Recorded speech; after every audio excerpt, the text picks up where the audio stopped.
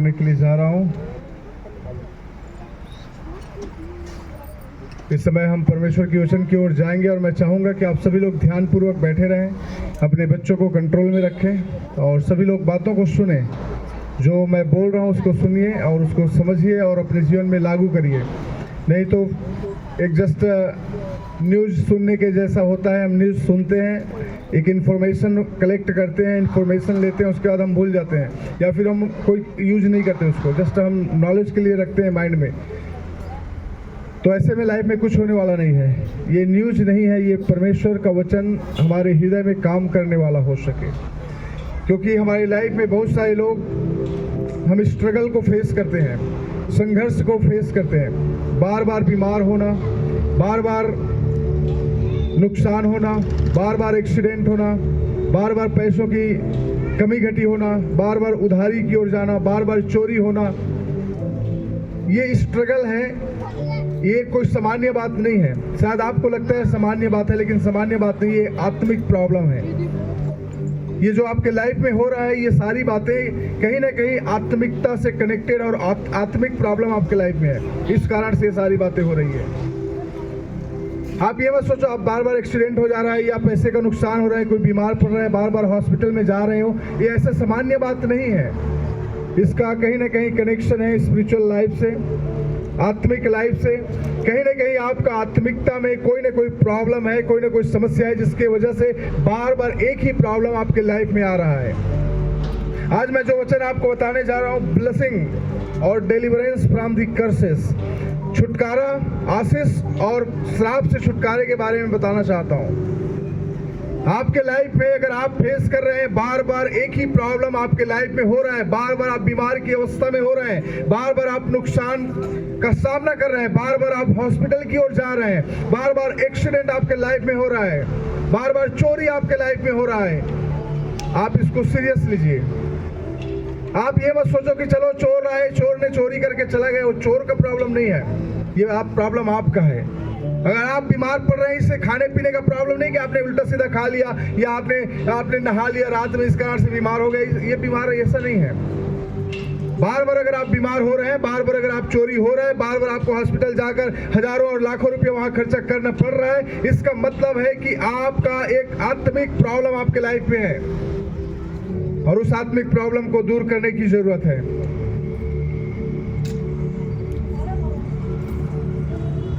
ये एक श्राप का कारण है और इस श्राप को छुटकारा पाने के लिए हमारे लिए खुशी का बात है कि प्रभु यीशु मसीह ने हमें श्रापों से छुटकारा दे दिया है।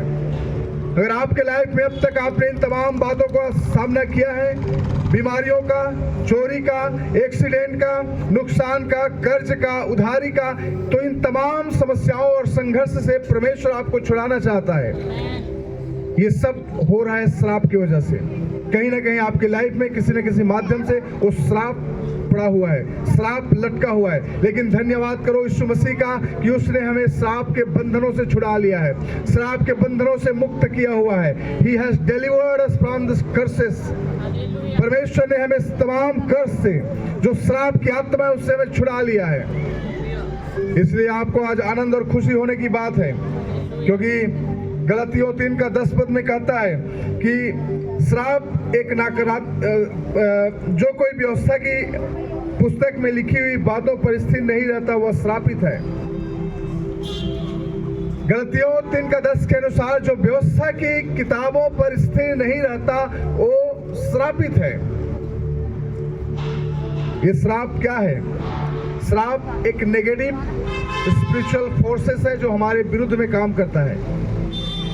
श्राप एक नेगेटिव स्पिरिचुअल फोर्सेस है जो हमारे विरुद्ध में काम करता है, जो नकारात्मक आत्मिक प्रभाव है जो आपके लाइफ में काम कर रहा है। अगर आप एक ही चीज को अपने लाइफ में बार बार देख रहे हो, कोई नुकसान को, कोई गलत बातों को, लड़ाई झगड़े को, घर में क्लेश को, कलह को, तो कहीं ना कहीं आपके जीवन में श्राप है।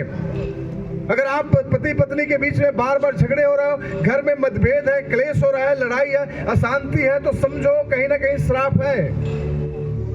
उस श्राप को हटाने की जरूरत है। ये श्राप एक आत्मिक नेगेटिव फोर्सेस है जो हमारे विरुद्ध में काम करता है। एक नकारात्मक आत्मिक प्रभाव है जो आपके विरुद्ध में, आपके परिवार के विरुद्ध में, आपके बच्चों के विरुद्ध में, आपके नौकरी के विरुद्ध में, आपके बिजनेस के विरुद्ध में काम कर रहा है कि आपको सफलता की ओर जाने ना दे। लेकिन प्रभु का धन्यवाद हो कि प्रभु यीशु मसीह ने हमें पाप के बंधन से छुड़ा लिया है। हालेलुया। पाप जो श्राप हमारे लाइफ में, उसके कारण 3 कारण है, जो मुख्य 3 कारण है जो श्राप हमारे लाइफ में आता है। पहली बात है आज्ञा न मानना। डिट्रोनॉमी 28:15, व्यवस्था विवरण का किताब उसका 28:15 के अनुसार अगर श्राप हमारे लाइफ में है तो क्यों है? पहली बात है आप एक डिसओबीडिएंट व्यक्ति होंगे, इस कारण से आपके लाइफ में वो श्राप आया हुआ है। अपने आप को जांचें, अपने आप को परखें, आप कितने आज्ञाकारी हैं परमेश्वर के वचनों के प्रति, आप कितने आज्ञाकारी हैं परमेश्वर के दास दासियों के प्रति, आप कितना आज्ञाकारी हैं परमेश्वर के चर्च के प्रति। कई बार आज्ञाकारिता का मतलब ये नहीं है कि आपको जो चीजें समझ में आए और आप आज्ञा मानो। कई बार आज्ञाकारी ये होता है आपको समझ में नहीं आ रहा है फिर भी आप आज्ञा मान रहे हो। आपको बोला गया आप ऐसे करो, आपको समझ में नहीं आ रहा है, उसका कोई लॉजिक नहीं बन रहा है, कोई आपको समझ में नहीं आ रहा है कि ऐसा करने से क्या होगा, लेकिन फिर भी आप उसको करो। अगर ऐसा आप करते हैं तब आप एक आज्ञाकारी हैं। हालेलुया। आज्ञाकारिता ये नहीं है जब चीजें हमें समझ में आ रही है, अगर आपको बोला जाए कि भाई मैंने मैथ्यू को बोला भाई आप मार्केट में जाओ, और मैं उसको बताऊंगा जाकर आप सिर्फ जाओ, उसको क्या लाना है क्या नहीं लाना है मैंने कुछ नहीं बताया, वो चला गया मार्केट में, उसे नहीं पूछा क्या चाहिए क्या नहीं चाहिए, क्यों जाना है नहीं, वो साइकिल बाइक उठाया गया। That is the obedience. और वहां पे खड़ा रहेगा, मैंने उसको बोल दिया आप मार्केट जाओ, खड़ा रहेगा पूछेगा भाई लाना क्या है, that is not the obedience. आपको आज्ञा मिला आप मार्केट जाओ तो सीधा जाओ। अब्राहम को परमेश्वर ने क्या कहा? तू अपने घर और परिवार को छोड़ और उस देश में चला जा जहां मैं तुझे दिखाता हूं। कहां जाना है, कहां खाना है, कैसे रहना है, किस जगह में रहना है, किस घर में रहना है, किससे मिलना है, कोई प्लानिंग नहीं है। जब तक हमारा प्री प्लान ना हो हम आगे स्टेप बढ़ाना नहीं चाहते। डिसओबीडिएंट हमारे अंदर में कुट कुट के भरा होता है। अगर आपको कोई बातें बोल दिया जाए, अगर आपको समझ में नहीं आ रहा है ये कैसे होगा, तो आप 10 बातें करेंगे, आर्गुमेंट करेंगे, आप अपना लॉजिक देंगे, नहीं ऐसा नहीं ऐसा होगा, लेकिन आप मानेंगे नहीं। दैट्स डिसओबीडिएंट। यह एक अनाज्ञाकारिता है। आज्ञाकारिता का मतलब है सिंपली अगर कोई चीज आपको बोला गया है उसको फॉलो करो। अब्राहम को परमेश्वर ने कहा कि अपने घर और परिवार को छोड़ और उस देश में चले जा जिस देश में मैं तुझे दिखाता हूँ। उसे इस सवाल नहीं किया पिता कि मैं कौन सी गांव में जाऊंगा, किस राजा से मिलूंगा, मेरा घर कैसा रहेगा, मैं कहाँ अपना घर बनाऊंगा, मैं कहाँ अपना टेंट लगाऊंगा, कहाँ रहूंगा, क्या खाऊंगा, उसने कोई सवाल नहीं किया। उसने सिर्फ आवाज को सुना और उसने आज्ञा को माना और आगे चला गया। आगे का प्लानिंग खुदा बताएगा क्या करना है। हम कितने ओबीडिएंट हैं परमेश्वर के वचनों के प्रति। ये ओबीडिएंट नहीं होने के कारण हमारे लाइफ में श्राप आते हैं। अनाज्ञाकारिता हमारे लाइफ में श्राप को लेकर आता है और श्राप की वजह से हमारे लाइफ में स्ट्रगल्स होते हैं, संघर्ष होते हैं, बार बार बीमारी का आना, बार बार समस्याओं का आना, बार बार उधारी में फंसना, बार बार नुकसानों का सामना करना। ये कहीं ना कहीं हमारे लाइफ में डिसओबीडिएंट की वजह से एक श्राप का आत्मा हमारे परिवार में, हमारे बच्चों में, हमारे जीवन में काम कर रहा है, जिसकी वजह से हम आगे की ओर नहीं बढ़ पा रहे हैं। तो ओबीडियंस हमारी लाइफ में कितना इंपॉर्टेंट है। नूह को परमेश्वर ने कहा कि नूह आप एक जहाज को बनाओ। नूह को कोई आइडिया नहीं जहाज कैसा होता है, उसको कुछ भी नहीं पता था। ना तो उस समय बरसात होता था, ना पानी बरसता था, उसको कुछ भी नहीं पता कि जहाज होता क्या है, जहाज का यूज क्या है, उसका इस्तेमाल कैसे किया जाए, कोई पता नहीं उसको। लेकिन परमेश्वर की आवाज थी, उसने कहा तुझे जहाज बनाना है और कैसे बनाना है मैं तुमको बताऊंगा। तू लकड़ी काट, इतने लंबा होना चाहिए, इतने चौड़ा होना चाहिए, इतनी ऊंचाई होना चाहिए, इतने कमरे होने चाहिए, इतने छत होने चाहिए, इतने खिड़की, इतने दरवाजे, सारा कुछ परमेश्वर ने बताया। सालों लग गए उस जहाज को बनाने में, लेकिन नूह ने कभी आवाज परमेश्वर से नहीं पूछा कि परमेश्वर इसका इस्तेमाल कैसे होगा। उसे ये नहीं कहा परमेश्वर इसका यूज क्या है, मैं अपना पूरे लाइफ इसको बनाने में लगा रहा हूं, क्या होने वाला है, कुछ भी नहीं पता था उसको। लेकिन एक चीज पता था, कि अगर परमेश्वर ने कहा है तो मेरी जिम्मेवारी है ओबीडिएंट होना, उसकी आज्ञाओं को मानना। वो मानता रहा। रिजल्ट के बारे में उसने चिंता नहीं किया, परिणाम के बारे में उसने चिंता नहीं किया। और जब रिजल्ट आया तो पूरा दुनिया हैरान रह गया। हालेलुया। जब आप बिना सोचे बिना समझे परमेश्वर के वचनों को पालन करेंगे अपने लाइफ में, अपने परिवार में, अपने बिजनेस में, अपने नौकरी में, अपने प्रॉपर्टी में, अपने पैसों में, अगर परमेश्वर के आज्ञा के अनुसार उसको इस्तेमाल कर रहे हो और अपने उसको लागू कर रहे हो, तो आपको परमेश्वर ऐसा बनाएगा कि लोग देखेंगे, इतिहास बनेगा आपकी लाइफ में। परमेश्वर ने अब्राहम से कहा कि तू विश्वासियों का पिता होगा। हालेलुया। उसको एक विश्वासियों का पिता बनाया। मतलब जितने हम सब हैं, हम सब के पिता है अब्राहम। मतलब उसके द्वारा हम सब आशीषित हो रहे हैं। तेरे द्वारा तेरे कुल और तेरे खानदान, तेरे जितने लोग पृथ्वी पर होंगे वे सब आशीषित होंगे। अब्राहम के द्वारा हम सब आज आशीषित हो रहे हैं, क्योंकि अब्राहम ने परमेश्वर की आज्ञा को माना। अब्राहम ने बिना कोई सवाल किए, बिना कोई क्वेश्चन किए, बिना कोई उसको परमेश्वर के सामने आर्गुमेंट करे, उसे परमेश्वर की आज्ञाओं को माना। परमेश्वर ने विश्वासियों का पिता बना दिया, लोगों में सबसे उसको आशीषित बनाया। उसके द्वारा पूरे कुल आशीषित होंगे। नूह को और उसके परिवार को परमेश्वर ने बचा लिया। रिजल्ट जब आया, जब 20 साल तक उसको बनाता रहा, लोग हंसते रहे, उस पर मजाक उड़ाते रहे, उसको गाली देते रहे, उसको मूर्ख कहते रहे। लोगों ने कहा ये पागल हो गया है, ये आउट ऑफ माइंड है, इसका कुछ दिमाग काम नहीं कर रहा है, क्या बना रहा है, ये जंगल में क्या बना रहा है, लकड़ी को खराब कर रहा है, लकड़ी काट काट के अपना घर परिवार को देखना चाहिए, लेकिन ये क्या कर रहा है, जहाज का तैयारी कर रहा है। कई बार आपको और हमें लोग कहते हैं क्या कर रहे हो, चर्च जाते हो, क्या मिलने वाला है, संडे जाके वहां पे 3 घंटा बैठ के फालतू में आप आओगे, क्या मिलेगा वहां पे। आप जाओ, कुछ काम हम कर लो, 200-300 रुपया, 500-1000 रुपया आपका कमाई हो जाएगा। आप कितने ओबीडिएंट हो। आप लोगों की बातों को सुनते हो, बीवी के बातों को सुनते हो जो प्रभु में नहीं है, या पति के बातों को सुनते हो जो प्रभु में नहीं है। That is the disobedient. वो अनाज्ञाकारिता है। बात उसकी सुनो जो प्रभु में है, जो आपको प्रभु की ओर लेकर जा रहा है। आपको बोलेगा आज आपको चर्च जाने की जरूरत नहीं, आप काम पे जाओ, 1000 रुपये कमा के लाओ। 1000 रुपये कमा कर लाकर क्या कर लोगे? आज तक आपने क्या कर लिया है? क्योंकि उसको समझ नहीं है चर्च जाने का वैल्यू क्या है। जिसको चर्च जाने का वैल्यू है वो जानता है परमेश्वर की ब्लेसिंग को। अब्राहम को पता था कि परमेश्वर की आज्ञा को मानना, जबकि अब्राहम कोई बचपन से प्रभु को मानने वाला नहीं था, लेकिन जब उसने सुना परमेश्वर बात कर रहे, उसने आज्ञा को माना। नूह ने परमेश्वर की आज्ञा को सुना, उसने आज्ञा को माना, क्योंकि वो धर्मी लोग थे। परमेश्वर की आवाज को सुनना और उसको मानना, यही उनका, इन चीजों को उन्होंने इंपॉर्टेंस दिया। आज्ञाकारिता हमारी लाइफ में बहुत इंपॉर्टेंट है। डिसोबीडिएंट की वजह से हम श्रापित होते हैं, हमारे जीवन में श्राप आता है। जब हम आज्ञाकारी होते हैं तो ब्लेसिंग आता है, हम हिस्ट्री क्रिएट करते हैं, इतिहास बनाते हैं। जब बाढ़ें आई, जब दुनिया मर रहा था, तो नूह और उसका परिवार आनंद के साथ उस नाव के अंदर में थे। जब आप देखेंगे, जब आप दिन और रात परमेश्वर की सेवा में लगे रहते हो, अपने धन और संपत्ति को परमेश्वर की सेवा में लगा रहे हो, हर संडे चर्च में आ रहे हो, एक समय ऐसा आएगा जब लोग मरेंगे और आप देखेंगे आपके परिवार खुशी और आनंद से रहेंगे। बीमारियां लोगों के अंदर में आएंगे लेकिन आप सुरक्षित रहेंगे। लोग एक्सीडेंट से मरेंगे लेकिन आपको एक्सीडेंट नहीं होगा। लोग बीमार से मरेंगे लेकिन बीमार आपके लाइफ में नहीं आएगा। हालेलुया। जिसका रिजल्ट आपके जीवन में एक इतिहास को बनाता है। परमेश्वर के प्रति आज्ञाकारी बनो। परमेश्वर यही चाहता है। अगर आज्ञाकारी नहीं है तो श्राप हमारे अंदर में आती है। दूसरी बात है जो श्राप आने का कारण है, पूर्वजों के पाप का प्रभाव। निर्गमन का किताब उसका 20 अध्याय का 5 पद में लिखा है कि हमारे जो पूर्वज थे उनके पापों के प्रभाव के कारण भी हमारी लाइफ श्रापित होता है। अगर आपके लाइफ में ऐसा कोई है, ऐसा कोई प्रभाव है, बार बार आप बीमार हो रहे हैं, बार बार तकलीफें आ रही हैं, संघर्ष का सामना कर रहे हैं, अगर आप आज्ञाकारी हैं, आपको लग रहा है तो कहीं ना कहीं आपके पूर्वजों के पापों का प्रभाव आपकी लाइफ में है, उसको तोड़ने की जरूरत है।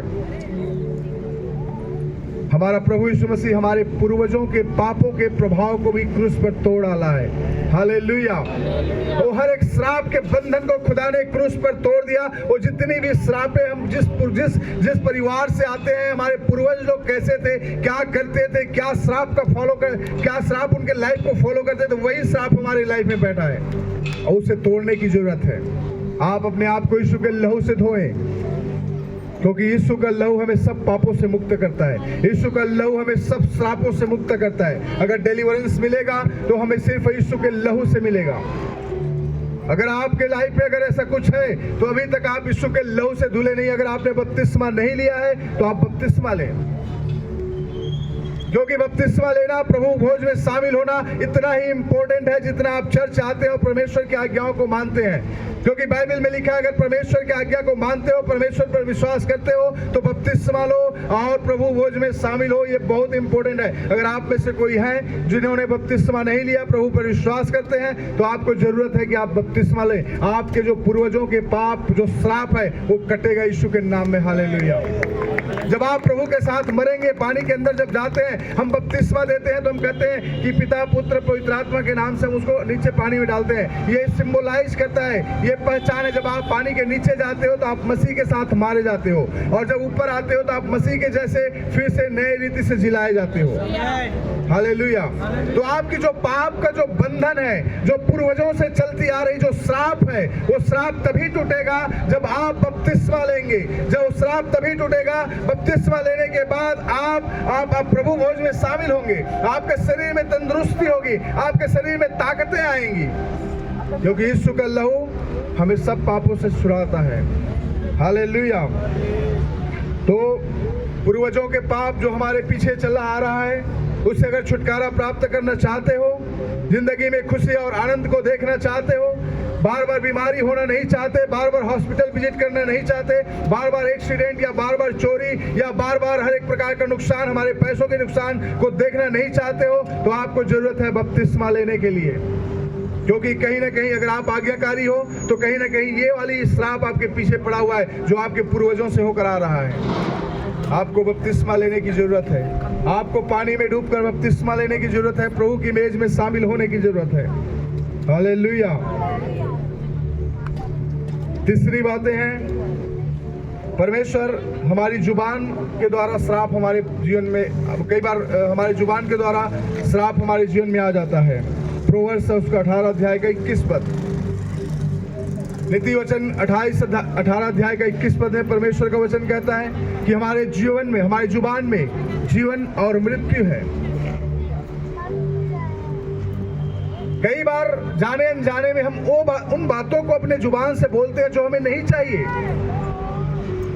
अपने बच्चों के लिए, अपने पति के लिए, अपने पत्नी के लिए, अपने पड़ोसियों के लिए, अपने आसपास के लोगों के लिए उन बातों को बोलते हैं जो हमें नहीं चाहिए, और वही हमारे लाइफ में श्राप को लेकर आता है।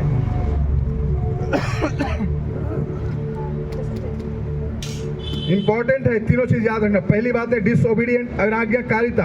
अगर आप अनाज्ञाकारिता हैं तब भी श्राप आएगा। दूसरी बात है ये श्राप आपके पूर्वजों से, आपके बाप दादों से होते हुए आ रहा है। और तीसरी बात है आपके जुबान के द्वारा श्राप आपके घर में, आपके परिवार में, आपके नौकरी और आपके बिजनेस और आपके बच्चों के लाइफ में आता है। अपने जीभ को कंट्रोल में रखें।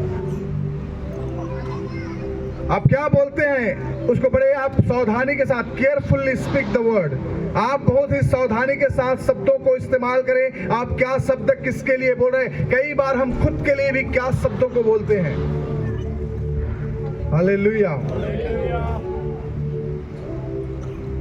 मैं किसी का कोई मैसेज कहीं पे देख रहा था, कोई बता रहा था कि कोई एक लड़की थी, उन्होंने अपने पैर को देखा और 3-4 लोग बैठे हुए थे, और उस लड़की ने कहा मेरा पैर सबसे गंदा है, क्योंकि बाकियों के पैर बहुत सुंदर थे। और कुछ साल के बाद उस लड़की का पैर भी काफी गंदा हो गया। मतलब गंदा मतलब वो सड़ने जैसा कुछ काला सा हो गया। फिर उसने प्रार्थना कराने के लिए कहीं पे आया और उसने प्रार्थना किया। उस परमेश्वर के दास ने उस लड़की से कहा कि आपने अपने शब्दों से कभी अपने पैर के बारे में कुछ बोला था। तो उसने अपने रिकलेक्ट की, अपने माइंड को उसे कहा एक समय था जब हम बहुत सारे फ्रेंड्स एक बार कहीं गए थे घूमने के लिए, वहाँ सभी लोग अपने पैर देख रहे थे और मैंने अपने पैर को देखा तो मेरे फ्रेंड्स के जो पैर थे वो काफ़ी सुंदर थे, मेरे पैर गंदे लग रहे थे। मैंने कहा मेरा पैर कितना गंदा है। उसने कहा ये श्राप लग गया और इसलिए तुम्हारा पैर गंदा हो गया। हालेलुया। जो आप बोलोगे आपके लाइफ में वही होगा। अगर आप अच्छा बोलोगे तो आपके लाइफ में अच्छा होगा। हालेलुया। अमित की गवाही है, अमित जो मैथ्यू का भाई है अमित, उसकी गवाही वो 24 आवर्स शूज पहन के रखता है। शूज पहनने की वजह से, जूता पहनने की वजह से उसके पैर में घाव सा हो गया था अंदर, और जब वो खुजलाता था, घाव सा हो गया था, काफ़ी परेशान था। लेकिन उसको पता है, उसने कहा, अपने पैर को देखा, उसने कहा ये तो बड़ा बेकार हो रहा है, लेकिन उसने कोई गलत शब्द उसके लिए नहीं बोला। उसने कहा मेरा पैर बहुत सुंदर हो रहा है, मेरा पैर प्रभु में आशीषित है, मेरा पैर बहुत ब्यूटीफुल है। और देखा कि अभी वो बता रहा था पिछले दिनों में बात की, उसके पैर बच्चों के जैसा कोमल और सुंदर है। हालेलुया। जो आप अपने लाइफ के लिए, अपने परिवार के लिए, अपने फिनांस के लिए, अपने नौकरी के लिए, अपने बिजनेस के लिए बोलोगे, वही आपके लाइफ में होगा। अगर श्राप बोलोगे तो श्राप आएगा, आशीष बोलोगे तो आशीष आएगी। कई बार हम बोलते हैं मेरा बिजनेस तो क्या है, छोटा सा बिजनेस है, वो जैसा जैसा घर चल रहा है तो आपके घर जैसा तैसा ही चलेगा। कुछ लोगों को पूछो तो हमेशा कहेंगे कुछ भी नहीं है, मेरा पॉकेट हमेशा खाली है, मेरा अकाउंट हमेशा खाली है। और आपका पॉकेट हमेशा खाली ही रहेगा, आपके अकाउंट हमेशा खाली ही रहेगा।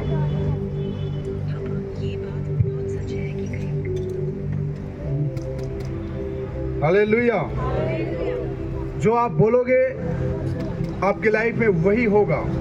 जिन शब्दों को, क्योंकि हमारे शब्दों में जीवन और मृत्यु है।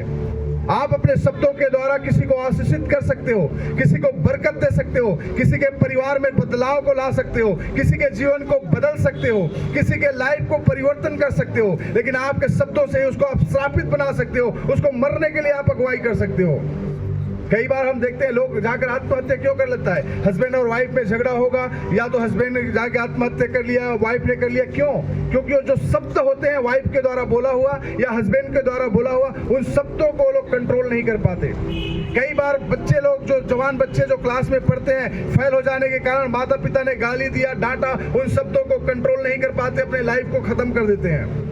क्योंकि हमारे शब्द में बड़े पावर है।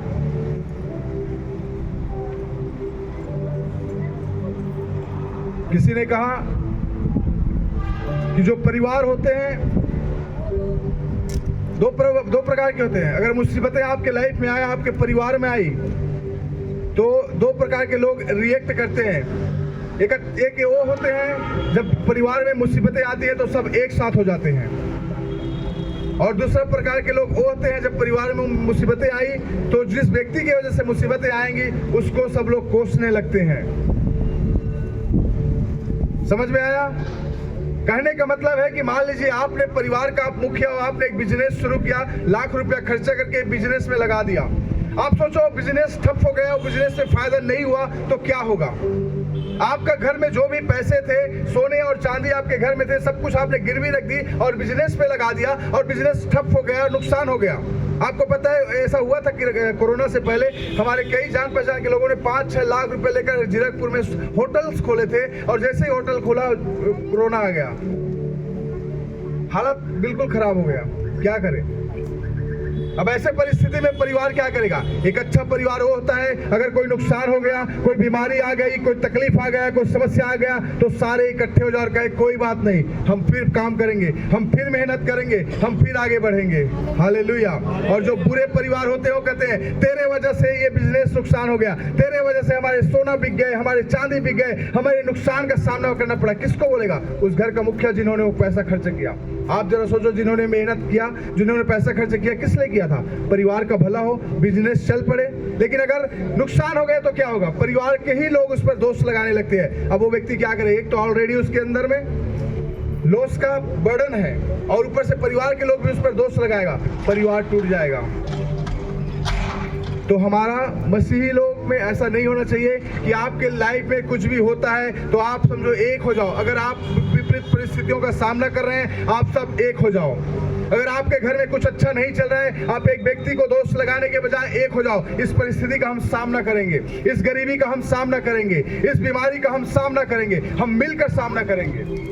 ये नहीं कि एक व्यक्ति को आप उठाकर दोष लगाओ, तेरे वजह से बिजनेस चल नहीं रहा है, तेरे वजह से घर में लड़ाई हो रही है, तेरे वजह से घर में कुछ अच्छा नहीं चल रहा है। एक व्यक्ति को दोष लगाने के बजाय सब लोग मिलो और देखो कि कारण क्या है, क्यों हमारे घर में प्रॉब्लम आ रही है, क्यों हमारे घर में बार बार चोरी हो रहा है, क्यों हम बार बार एक्सीडेंट का सामना करना पड़ रहा है, क्यों हमारे घर में बार बार नुकसान का सामना करना पड़ रहा है। आप पूरे परिवार बैठो, उस पर विचार करो, प्रार्थना में समय बिताओ, श्रापें हटेंगी।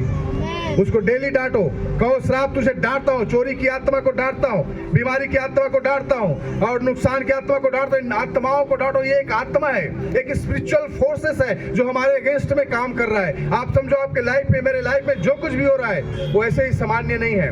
दूसरों के लिए सामान्य हो सकता है, दूसरे लोग क्या समझते हैं मुझे नहीं पता, लेकिन आपके और मेरे लिए जो मसीह पर विश्वास करते हो, लाइफ में जो कुछ भी हो रहा है वो सामान्य नहीं है। कहीं ना कहीं स्पिरिचुअल फोर्सेस का काम है जो आपके विरुद्ध में काम कर रहा है। वो आत्मिक प्रभाव है जो आपके विरुद्ध में काम कर रहा है। अपने जुबान को आप कंट्रोल में रखो। आप बच्चों के लिए क्या बोलते हैं? कई बार बोलते हैं ये बच्चे शरारत है, ये बदमाश है, ये सुनता नहीं है। हम सब अननोइंगली या नोइंगली हम बोलते हैं बच्चों को, लेकिन ये सब बच्चों के लाइफ में बड़े प्रभाव को डालता है। आप किसी बच्चे को बार बार बोलते रहो ये सुनता नहीं, सुनता नहीं, सुनता नहीं, वो एक दिन ऐसा आएगा वो बिल्कुल नहीं सुनेगा। आप किसी को बोलते रहो ये बदमाश है, बदमाश है, बदमाश है, थोड़ी धीरे धीरे आप देखेंगे वो बदमाशी की ओर जाएगा और बदमाशी बन जाएगा। कई बार आपके पति शराब पीकर आता है, बोलते हैं शराबी है, शराबी है, शराबी हो, कभी उसका शराब नहीं छूटेगा। आप डेली उसको बोलो मेरा पति ठीक हो रहा है, सुधर रहा है, सुधर रहा है। डेली उसको बोलो मेरा पति सुधर रहा है, डेली बोलो मेरा पति सुधर रहा है, एक दिन वो सुधर जाएगा। आप जब तक उसको बोलोगे शराब पी के आता है, आके झगड़ा करेगा, उसको गाली दोगे, उसके साथ लड़ाई करोगे, तो घर में क्लेश होगा। सप्ताह भर एक दूसरे से बातचीत नहीं करोगे, वो कहीं और रहेगा, तुम कहीं और रहोगे, फिर सप्ताह भर के बाद और प्रॉब्लम खड़ा होगा। तो कहने का मतलब है अपनी जुबान में आप जो है श्राप हमारे लाइफ में 3 रीति से आता है। पहली बातें मैंने बताया अनाज्ञाकारिता की वजह से, दूसरी बातें मैंने बताया पूर्वजों के पापों की वजह से, और तीसरी बातें मैंने बताया जुबान की वजह से। हमारे जुबान में के द्वारा हम पाप को अपने घर में लाते हैं। अगर कोई चीज आपके घर में है आप उसको आशीषित करें। आपका छोटा सा नौकरी है उसको आशीषित करें, प्रभु को धन्यवाद करें कि मेरे छोटे नौकरी मेरे लिए बड़ी आशीषित है। आप छोटा सा बिजनेस करें उसको आशीषित करें, ये मेरा छोटा बिजनेस बहुत आशीषित है, बहुत कमाई हो रहा है। आपके अकाउंट में अगर 10 रुपया है, 100 रुपया है, उसको आशीषित करें। मेरा अकाउंट हमेशा भरा रहता है, मेरा हाथ हमेशा भरा रहता है, मेरा तिजोरी हमेशा भरा रहता है। आप उनको आशीषित करें, जहाँ पैसा रखते हैं उस जगह को आशीषित करें कि ये हमेशा भरा रहता है, वो कभी खाली नहीं होगा, क्योंकि आपकी जुबान में पावर है। ब्लेसिंग और श्राप आपकी जुबान में है। आप जैसा अपने आपके लिए बोलोगे वैसा ही आपके लाइफ में होगा। आप अपने आप से कहें मैं स्मार्ट हूं, मैं सुंदर हूं, मैं अच्छा हूं, आप अच्छे रहोगे हमेशा के लिए। आप कहो, इसलिए हम बार बार कहते हैं, जो वचन हम रिपीट करते हैं, मैं ना मरूंगा वरन जीवित रहूंगा, परमेश्वर के कामों का वर्णन करूंगा। इस वचनों को रिपीट करने के लिए आपको क्यों बोला जाता है? जब आप इन वचनों को बार बार बोलोगे, बार बार बोलोगे, वो मृत्यु की आत्मा जो समय से पहले आपके लाइफ में आने वाली है वो मरेगा, वो हटेगा और दूर होगा आपके लाइफ से। हालेलुया। तो आप जो भी होता है, जो बोल रहे हैं यहाँ पे आपको बोला जाता है, इसे हम टाइम पास करने के लिए नहीं बोल रहे हैं या ऐसे ही करने के लिए नहीं बोल रहे हैं। इसका मीनिंग है, इसका मतलब है। Hallelujah, hallelujah. तो ये 3 बातें मैंने बताया।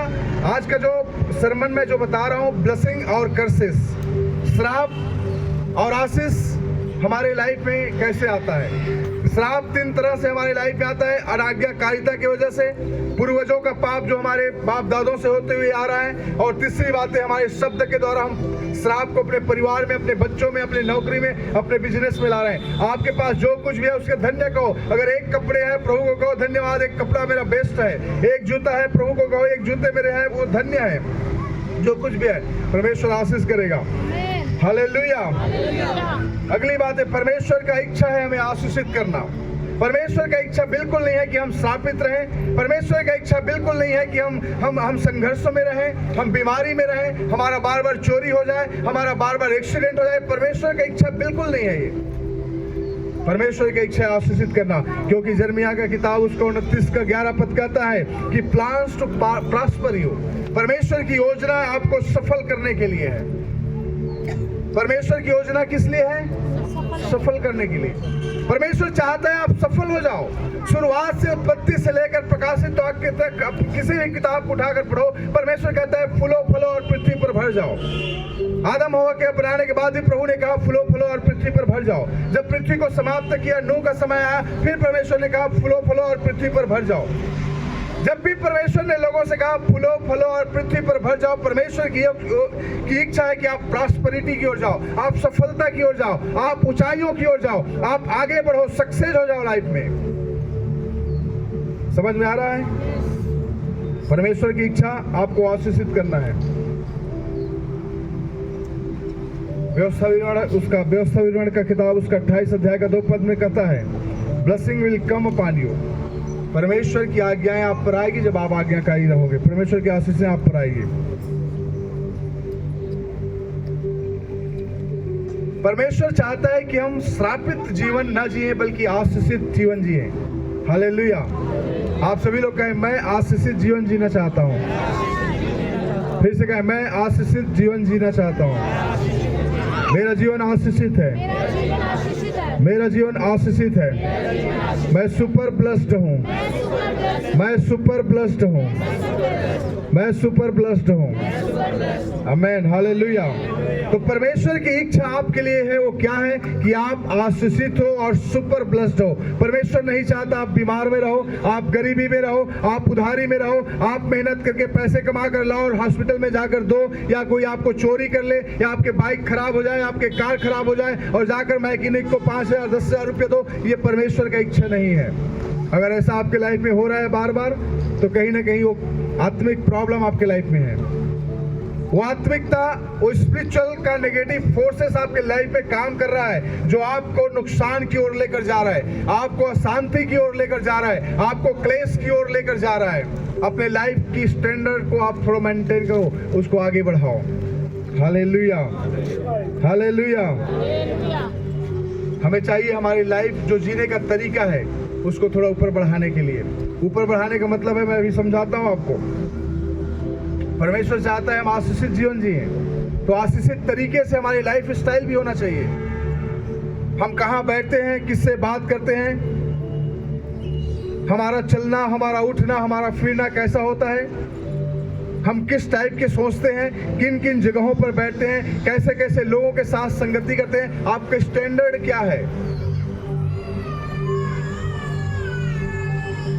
एक प्रॉपर लाइफ में स्टैंडर्ड मेंटेन करो। सफलता को अगर देखना चाहते हो, उन्नति को देखना चाहते हो, परमेश्वर की आशीष को देखना चाहते हो, तो स्टैंडर्ड को मेंटेन करना हमारी लाइफ के लिए बहुत इंपॉर्टेंट है। क्योंकि गलतियों 3:13 में परमेश्वर का वचन कहता है कि प्रभु यीशु मसीह ने हमें सब पापों से छुटकारा दिया है। Christ redeemed us from the curses. परमेश्वर ने हमें सब श्रापों से छुड़ा लिया है। यीशु मसीह ने हमें सब श्रापों से छुड़ा लिया। अब हम श्राप के भागी नहीं है। श्राप हमारा हिस्सा नहीं है। अगर श्राप हमारा हिस्सा नहीं है, अगर हम श्रापित बनकर अपने लाइफ को जीना नहीं चाहते, तो हमारे जीने का तरीका बदलना चाहिए। आपका लिविंग स्टाइल बदलना चाहिए। आपका लिविंग स्टैंडर्ड बदलना चाहिए। हालेलुया। एक बहुत ही पावरफुल मैसेज मैंने जो सुना, मैं चाहता हूँ आप वो सभी लोग सुने उस मैसेज को, जो अपोस्टल अंकुर नेरुला जी ने अभी जो झारखंड में जो सेकंड डे का जो मैसेज था, उसमें जो उन्होंने मैसेज दिया, ये बहुत ही अनॉइंटिंग और बहुत ही पावरफुल मैसेज था। मैंने सारी मैसेज नहीं सुना, लेकिन बीच का मैसेज सुना था और बहुत ही पावरफुल था, जिसमें वो बात कर रहे थे कि high standard moral life style living, हमारे जीवन का जो मोरल लाइफ स्टाइल है, हाई स्टैंडर्ड में जीवन व्यतीत करें, तभी हम उन हाई लेवल को प्राप्त कर सकते हैं। तो ये सारे विश्वासियों के लिए भी है, सारे पास्टरों के लिए है, मेरे लिए है, आप सबके लिए। अगर लाइफ में उन्नति को देखना चाहते हो, तो जैसे तैसे जीवन व्यतीत करना, कंप्रोमाइज करना, चीजों को आप बंद करो, तभी लाइफ में आप आगे बढ़ सकते हो। नहीं तो लाइफ जैसा चलता है वैसा चलता रहेगा। आप परमेश्वर के लोग हैं, परमेश्वर के बेटा और बेटी हैं और परमेश्वर के जन कहलाने वाले हैं। तो आपका लिविंग स्टाइल कैसा होना चाहिए, आपका चलने का तरीका कैसा होना चाहिए, आपका बोलने का तरीका कैसा होना चाहिए, ये बहुत बेटर करता है आपके लाइफ में। हम अभी भी वो निराशाओं में रहते हैं, अभी भी हमारे शब्दों में वही शब्द निकलता है, हाय हाय। जब भी बात करोगे मुंह से हाय हाय ही निकल रहा है, तो हाय हाय लाइफ में होगा। आदत बना हुआ है हाय हाय करने का। हालेलुया। एक बार हमारा केरला में मीटिंग था, सारे विश्वासियों को लेकर ट्रेन में जाना था, कम से कम 100-150 विश्वासी लोग थे। मीटिंग था केरला में, बड़ा कन्वेंशन था, सारे ट्रेन में लेकर जा रहे हैं। थोड़ा सा कुछ प्रॉब्लम आया तो सारे जो लेडीज लोग थे, जो पुराने दूसरे धर्म से आए हुए, वो अपने उसका नाम ले लेकर हाय हाय करने लगे। जब कुछ गड़बड़ होता है तो उसका नाम आ जाता है ना, तो ऐसे उनका नाम लेकर सारे लोग बोलने लगे। जितने हम लोग थे, हम लोग देख कर हंस लगे, परेशान हो गए। हमने कहा ये क्या हुआ, ये सारे मसीह के मीटिंग में जा रहे हैं और बोल क्या रहे हैं, इनके मुंह से क्या शब्द निकल रहा है। वो गर्मी आ गया, थोड़ा सा हर बात में गर्मी आ गया, वो हाय हाय, और वही शब्द जो शैतान का नाम ले लेकर बात करना। मतलब जो आदतें हैं उसको सुधार नहीं पा रहे, जा रहे हैं परमेश्वर की मीटिंग को अटेंड करने, आशीष को रिसीव करने के लिए बड़े जगह में इतने खर्च करके जा रहे हैं, लेकिन लाइफ में कोई परिवर्तन ही नहीं है, लाइफ में कोई चेंजेस नहीं है। कई सालों से चर्च में आ रहे हैं, कई सालों से प्रभु को मान रहे हैं, लेकिन उनके शब्दों में अभी तक कोई परिवर्तन नहीं है। तो वो चीज परिवर्तन परमेश्वर चाहता है आपके लाइफ में, आपके जीवन में, आपके चाल चलन में, आपके स्वभाव में, आपके पहनना, आपके कपड़ों में भी वो परिवर्तन दिखाई देना चाहिए। परमेश्वर चाहता है कि ये परिवर्तन हमारे लाइफ में लाओ। आपके जीने का जो स्टैंडर्ड है उसको मेंटेन करो, उसको हाई लेवल में लेकर आओ। आप एक साधारण व्यक्ति नहीं, आप एक चुना हुआ राजपद अधिकारी हो, याजकों का समाज हो। परमेश्वर कहता है आप कैसे वैसे रहते हो, याजकों के समाज के जैसा। एक बार हम गए रास्ते में एक पास्टर को मिलने के लिए, पास्टर एक पेड़ के ऊपर में चढ़कर लकड़ी काट रहा है। हमने कहा ये कैसा पास्टर है, पेड़ के ऊपर चढ़ के लकड़ी काट रहा है, वो भी रोड साइड में, रोड के किनारे सरकारी लकड़ी को काट रहा है। अगर सरकार ने देख लिया तो जेल में लेके बंद कर देगा। हाँ, वो क्या प्रभु की सेवा करेगा वो। आप ठीक है मेहनत करो, घर में लकड़ी काटो, अच्छी बात है, लेकिन आप कर क्या रहे हो, कैसे आप एक परमेश्वर के दास हो, सरकारी पेड़ के रोड के किनारे खड़ा होकर सरकारी लकड़ी को काट रहे हो, किसी ने देखा तो क्या होगा। कोई पास्टर, कई बार हम देखते हैं, पास्टर कई बार मैं भी करता था, लेकिन मैं तो बाहर नहीं जाता। ऐसे कई पास्टरों को हम देखते हैं हाफ पैंट पहन लिया, टी शर्ट पहन लिया, बाहर में घूम रहा है, मार्केट में घूम रहा है। ये हमें मेंटेन करने की जरूरत है। जब आप कहीं जा रहे हो, आप किसके संगति बैठे हो, 4 लोग बैठे हो, कोई दारू पी रहा है, कोई सिगरेट पी रहा है, कोई ताली बजा रहा है, उसके बीच में बैठ के आप भी गप्पे मार रहे हो। आप कह रहे भाई मैं तो नहीं पीता, वो लोग पी रहे हैं, क्या फर्क पड़ता है। आप पियो ना पियो, लेकिन उस संगति में तो हो, उस जो नेगेटिव फोर्सेस के अटैक में तो हो। आप कहोगे मैं नहीं पीता, मेरे दोस्त लोग पीते हैं लेकिन मैं नहीं पीता हूँ, कोई बात नहीं, आप उस नेगेटिव फोर्सेस के अंदर में हो। आप जहाँ 4 लेडीज है चुगली करने वाले, उनके बीच में बैठे हो, आप कहोगे मैं तो किसी का चुगली नहीं करता, वो लोग करते हैं, तो क्या फर्क पड़ता है। आप नहीं करते हो तो, लेकिन सुन तो रहे हो। जो बातें आप सुन रहे हो, जो नेगेटिव फोर्सेस आपके लाइफ में काम कर रही है, वो कर रही है। आपका संगति आपका कैसा है बहुत इंपॉर्टेंट है। आप फोन से बात करते हो, क्या बात कर रहे हो, फोन में नेगेटिव बात कर रहे हो, पॉजिटिव बात करो। किसी ने आपको नेगेटिव बोला, आपका रिस्पॉन्स उसके प्रति क्या है। किसी ने आपके बारे में बुरा बोला या किसी के बारे में बुराई की, आपने क्या हाँ वो ऐसा ही है, आप सीधा उसको बंद करो कि ऐसा क्यों बोल रहे हो। आपको फोन करके किसी ने बोला हाँ पता है वो बहन ऐसी है, वो भाई ऐसा है, आपका काम न तो सुनना है न ही सुनाना है। ना तो आप किसी का बुराई सुनो, न ही किसी का बुराई करो। आप बड़े इंटरेस्ट होते हैं किसी का सुनने के बारे में, किसके घर में क्या हो गया, किसके बच्चे के लाइफ में क्या हो गया, किसके पति के लाइफ में क्या हो गया, किसके पत्नी के लाइफ में क्या हो गया। हम बड़े इंटरेस्ट से इन चीज़ों को सुनते हैं। हम कैसे हाई स्टैंडर्ड लाइफ जी सकते हैं, हम कैसे श्रापों से मुक्त प्राप्त कर सकते हैं, हम कैसे ब्लेसिंग के भागी हो सकते हैं। परमेश्वर ने हमें श्राप के भागी नहीं बल्कि आशीष के भागी बनाया। लेकिन श्राप हमारे लाइफ में इसलिए आता है क्योंकि हम उसे छोड़ना नहीं चाहते हैं, हम अपने स्टैंडर्ड को आगे करना नहीं चाहते। परमेश्वर कहता है फूलो फलो और पृथ्वी पर भर जाओ। क्या हमारा इंटरेस्ट है हम फूलने फलने का? क्या आप चाहते हो फूलने फलने के लिए? जब आप चाहोगे तभी तो आगे बढ़ेगा। अगर आपने बिजनेस शुरू किया है, बिजनेस में अगर बढ़ाना है तो आपको जाके वहां बैठना है। नौकरी अगर कर रहे हो तो सुबह से शाम तक वहां पे जाके टाइम देना है। आप नौकरी ज्वाइन कर लेने से सैलरी आपके घर में नहीं आएगा। आप बिजनेस खोल कर रख देने से, दुकान शटर लगाकर बंद कर दो, मेरा बिजनेस तो मैंने खोल रखा है जी, और घर में शटर लगाकर बैठे रहो, बिजनेस चलेगा? आपको अगर उन्नति करना है तो इस बिजनेस में टाइम देना होता है, नौकरी में टाइम देना होता है, अपने लाइफ स्टाइल को चेंज करना पड़ता है, अपने डेली के दिनचर्या को चेंज करना पड़ता है। अगर आपने नई नौकरी ज्वाइन किया तो आपको 9 बजे उठ के 9 बजे ऑफिस में पहुंचना है, वहां जब छुट्टी होगा तब आपको घर आना है, आपका मर्जी नहीं चलेगा। तो हमारे लाइफ स्टाइल जो स्टैंडर्ड लिविंग स्टाइल है वो आगे बढ़ना चाहिए। अगर आप चाहते हो आशीष के भागी होने के लिए तो आपको जरूरी है कि अपने जीवन के शैली को परिवर्तन लाओ, अपने जीवन जीने के तरीके में परिवर्तन लाओ। आप एक साधारण व्यक्ति नहीं हो। आप कैसे कपड़े पहनते हो, कौन सी कपड़ा पहनकर आप कौन सी मार्केट में जा रहे हो, किसके घर में जा रहे हो, आप कैसे शब्दों का इस्तेमाल कर रहे हो, आप जब 4 आदमी बैठे हो तो किन शब्दों के क्या शब्द आप बोल रहे हो, ये बहुत मैटर करता है। अगर आप बोल भी नहीं रहे हो लेकिन जो आपके आसपास बैठे हैं वे लोग अगर बोल रहे हैं और उसको आप सुन रहे हो, ये भी आपकी लाइफ में प्रभाव पड़ रहा है। घर में एक पॉजिटिव माहौल को क्रिएट करो। और पॉजिटिव माहौल तभी क्रिएट होगा जब आप प्रार्थना करेंगे, आराधना करेंगे, परमेश्वर के भवन में रहेंगे, परमेश्वर की उपस्थिति में रहेंगे। तो thank you Jesus, hallelujah, hallelujah. तो आज मैं यहाँ पर इन बातों को सिखाकर मैं समाप्त करना चाहता हूँ और आपको बताना चाहता हूँ। 2 बातें मैंने बताया, एक ब्लेसिंग और श्राप। आप किसके भागी होना चाहते हैं? अगर हमारे लाइफ में बार बार कोई चीज हो रहा है, अगर बार बार हमें नुकसान का सामना करना पड़ रहा है, तो समझो हम श्राप के अधीन में है। उस श्राप को आज तोड़ने की जरूरत है।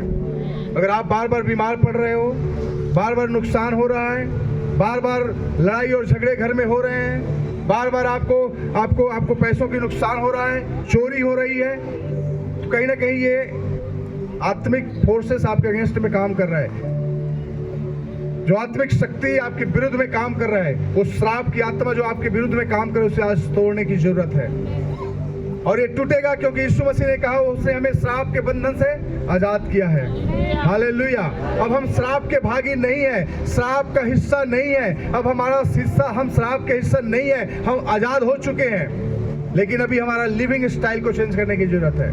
प्रभु ने आपके श्रापों को क्षमा किया, आपके पापों को क्षमा किया, आपको मुक्त किया। आप श्राप आपका हिस्सा नहीं है, लेकिन फिर भी आप उन परिस्थितियों से हट नहीं पा रहे हो, अलग नहीं हो पा रहे हो, तो अभी चाहिए कि आप अपने लिविंग स्टाइल को चेंज करो, अपने लाइफ स्टाइल को चेंज करो, अपना जीवन जीने की तरीका को बदलो, उठने और बैठने की तरीके को बदलो, चलने और फिरने की तरीके को बदलो, बात करने की तरीके को बदलो। तभी आपके लाइफ में वो ब्लेसिंग आएगा, क्योंकि प्रभु यीशु मसीह ने हमें आशीष होने के लिए चुना है। Hallelujah, hallelujah. समाप्त करने से पहले मैं कुछ स्टेप्स हैं जो आपको बताना चाहता हूँ कि आप डिलीवरेंस को रिसीव करें तो इन स्टेप्स को फॉलो करेंगे तो डेफिनेटली श्रापों से छुटकारा और ब्लेसिंग का आशीष आपके लाइफ में, आपके बच्चों में, आपके परिवार में, आपके नौकरी में और आपके बिजनेस में आने के लिए जा रहा है। हालेलुया। पहली बात है रिपेंटेंस करना, पश्चाताप।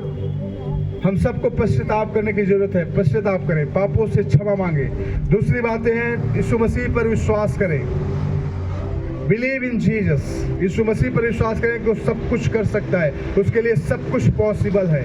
Hallelujah, hallelujah. तीसरी बात है घोषणाएं करना, कॉन्फेस करना, मानना चीजों को और घोषणा करना। परमेश्वर की वचन क्या कहता है, उन वचनों की घोषणा करना। हम जो ऑनलाइन प्रेयर करते हैं या फिर हम लाइव प्रेयर यहाँ पे करते हैं, यहाँ सब बातों की घोषणाएं क्यों करते हैं? क्योंकि इन घोषणाओं में बड़ी ताकत है, बड़ी सामर्थ है, और जितने उसको रिसीव करते हैं उन लोग अपने लाइफ में देखते हैं। अगर आप उन घोषणाओं को अपने लाइफ में करेंगे, डिक्लेरेशन अपने लाइफ में करेंगे, तो ब्लेसिंग आपके लाइफ में होगी। और हर एक श्राप के बंधनों को तोड़े। डेली कहें मैं श्रापों को तोड़ता हूँ, I break it in Jesus name. आप कहें मैं तोड़ता हूँ, हर श्राप को तोड़ता हूँ। डेली अपनी प्रार्थना में हर समय कहें मैं चोरी की बंधन को तोड़ता हूँ, चोरी के श्राप को तोड़ता हूँ, इस नुकसान के श्राप को तोड़ता हूँ, इस बीमारी के श्राप को तोड़ता हूँ। इनको तोड़ो, इनको ब्रेक करो, तभी टूटेगा। 5वीं बातें हैं ओबीडियंस, आज्ञाकारिता। आज्ञाकारिता में लाइफ व्यतीत करें। तो 5 बातें मैंने बताया। अगर आप एक डिलीवरेंस को रिसीव करना चाहते हैं और ब्लेसिंग को प्राप्त करना चाहते हैं तो ये 5 बातें हैं। पहली बात है रिपेंटेंस, दूसरी बात है विश्वास, यीशु मसीह पर विश्वास, तीसरी बात है घोषणाएं, चौथी बात है श्रापों को तोड़े, और 5वीं बात है आज्ञाकारिता। इन 5 बातों को अगर अपने जीवन में आप लागू करते हैं, मान लेते हैं, तो आज के बाद आप श्राप का हिस्सा नहीं होंगे, बीमारी का हिस्सा नहीं होंगे, उधारी का हिस्सा नहीं होंगे, चोरी का हिस्सा नहीं होंगे। आप आशीषित है। परमेश्वर कहता है तुम आशीषित हो जाओ। परमेश्वर ने कहा तुम आशीष हो और दूसरों के लिए भी आशीषित हो जाओ, और आप आशीषित होने के लिए जा रहे हैं। हम सभी लोग अपने स्थानों में खड़ा हो जाएंगे। हम सभी लोग अपनी आंखों को बंद करें। Thank you, Jesus. Glory to God. Hallelujah.